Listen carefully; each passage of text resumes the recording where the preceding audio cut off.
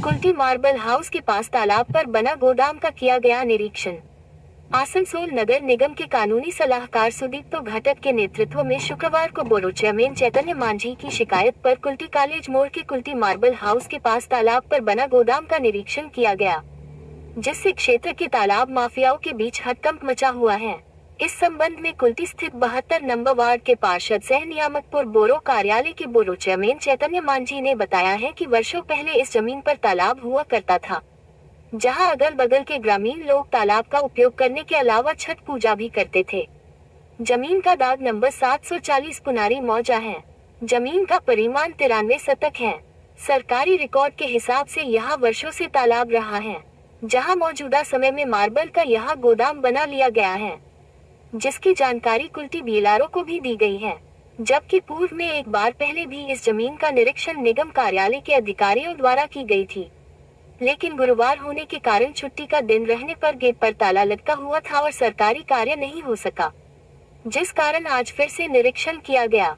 चूँकि राज्य की मुख्यमंत्री ममता बनर्जी का आदेश है कि राज्य के सभी तालाब माफियाओं से मुक्त कराया जाए, जिसके परिणाम स्वरूप आज निरीक्षण किया गया।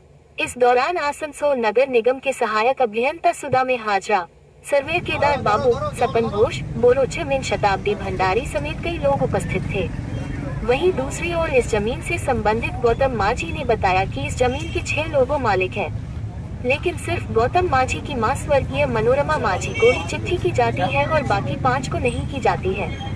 उन्होंने कहा लगता है उनके साथ किसी की दुश्मनी है। जब उन्होंने 2010 में यह जमीन खरीदी थी तब जमीन थी, तब कोई तालाब नहीं था। उन्होंने बताया कि आसनसोल नगर निगम को सभी कागज जमा किए गए हैं। अब इस पर आसनसोल नगर निगम क्या फैसला लेती है उस समय देखा जाएगा। नामे छिलो एकटा नामे छिलो ना, এটা মনোরমা মাঝি, উনি বর্তমানে আমাদের এখানে নেই, পৃথিবীতে নেই। আচ্ছা, ঠিক আছে। এবং আরও কয়েকজনের নামে আছে, ঠিক আছে। তো প্রথম যে নামটা আছে সেটা মনোরমা মাঝি, ওনার হাজব্যান্ড হচ্ছে বিজয় মাঝি অ্যান্ড আদার্স সকলেই আছে ইনভলভ। আমি বলবো না যে উনি একাই আছেন, আরও অনেকেই এখানে শেয়ার কিনেছেন। তো যেহেতু ওনারা ব্যবসা করছেন, এখানে ওনাদের ব্যবসাটা এখানে শো হয়েছে। এখানে ব্যবসাটা কে করছে? এখানে ব্যবসাটা ওনারাই করছেন, বিজয় মাঝির নেতৃত্বে ব্যবসা হচ্ছে ওনার মার্বেল দোকান। অবশ্যই। আপনারা এখন কি চাইছেন? আমরা চাইছি যে পুকুর ছিল সেই পুকুর পুনরায় যেন পুকুর হয়। এখন যদি এখানে যে শেয়ার আছে, শেয়ারটা কি একাধিকের আছে? হ্যাঁ, একাধিক মানুষের শেয়ার আছে। এখন যদি প্ল্যানে পুকুর নাম রেকর্ড রয়েছে, অ্যাকাউন্ট রয়েছে মনোরমা মাঝি। অ্যাকচুয়ালি আমাদের কাছে একটা ফাইল উঠেছিল যে এখানে রিগার্ডিং পন্ড ফিলিং 740 নম্বর দাগ কুনুরি মৌজা। তো সেক্ষেত্রে আমরা আমাদের হেড অফিস থেকে আর কি এখানে পাঠিয়েছে টোটাল সার্ভে করে ডিটেলস রিপোর্টটা দেওয়ার জন্য। তাই আমরা এখানে এসেছি, আমাদের সার্ভিয়াররা আসানসোল থেকে এসেছেন, তারা মাপামাপি করলে ডিটেলস, এরপর আমরা আমাদের হায়ার করতে। এর আগেও তো একদিন আপনি এসেছিল, এর আগে যেটা ছিল সেটা বিএলআরও থেকে ছিল, আজকে কর্পোরেশন। এখন কি বলছে সেটা কর্পোরেশন অ্যাকশন নিচ্ছে, কিন্তু আমরা কর্পোরেশন ডকুমেন্টস পুরো দিয়ে এসেছি। স্যার আমরা এইভাবে কিনেছি, যার কাছ থেকে কিনেছি তারও ডাঙ্গা বলি আমরা কিনেছি জায়গা। সেটা আমরা কি করছি না, আমরা তো এখন যখন কিনেছিলেন তখন কি পুকুর ছিল? না না, বাজ পর্চা পুরো বাজ, দলিলে বাজ লেখা আছে। আপনারা যখন কিনেছেন তখন এটা পুকুর দেখেন? কোনো পুকুর ছিল না।